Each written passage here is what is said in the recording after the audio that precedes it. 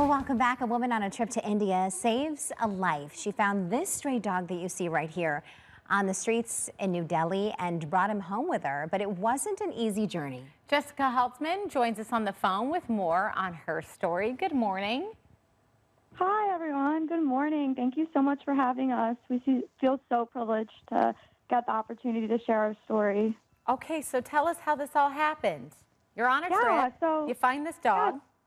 Yeah, so kind of wanted to kind of do something to help me become more independent. So I decided to go backpacking on my own. And I was down south in India and then doing some conservation work at Sedana Forest down south, right outside of Auroville. And then after I did that, traveled a little bit with some friends and then decided to head up to New Delhi. And the next morning, I'm just sitting inside my hostel and I hear something kind of crying and whining outside, so I'm kind of curious. And so I walk outside my hostel, and I find this tiny little puppy just sitting there, and I didn't even think twice. I kind of just picked him up, grabbed him, and started running frantically down the streets of New Delhi trying to find someone who knew of a vet. And then finally I found a tuk-tuk driver who knew of a vet, and we headed that way. And it was definitely very complicated. The vet didn't know any English, and the tuk-tuk driver was great. He stayed with me and helped translate. So that was just the beginning of our journey. It was just trying to find a vet. You know, Jessica, we're looking at all these pretty amazing photos that you've been sharing, and what a journey this looks like, this whole worldwide travel, and then you find, you know, your best friend, so to say, this little guy. And what's your dog's name?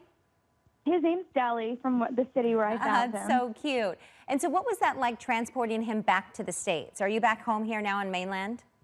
Yes, we are back. We just moved to Seattle about 2 months ago, and it was actually pretty easy getting him into the U.S. It was just more complicated getting him out of Thailand. So he actually, we took a bus from India to Nepal, and then from Nepal we went to Thailand, where I kind of actually snuck him onto the flight and put him through. It was very, very interesting process, but I kind of snuck him onto the flight.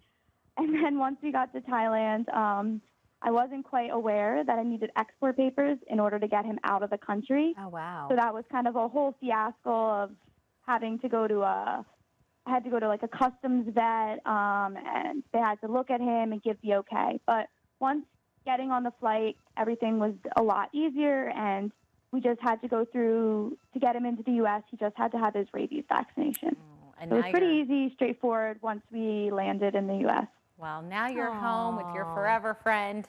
Thank you for sharing your story with us. Sweet photos. Jessica, thank you. Yeah, and then if anyone wants to follow us, he does have an Instagram, and it's at Delhi the Street Dog. So if anyone wants to continue following our journey, you're more than welcome. But yeah, just kind of the importance of remembering that, you know, before you consider, you know, getting a dog, always consider adopting first.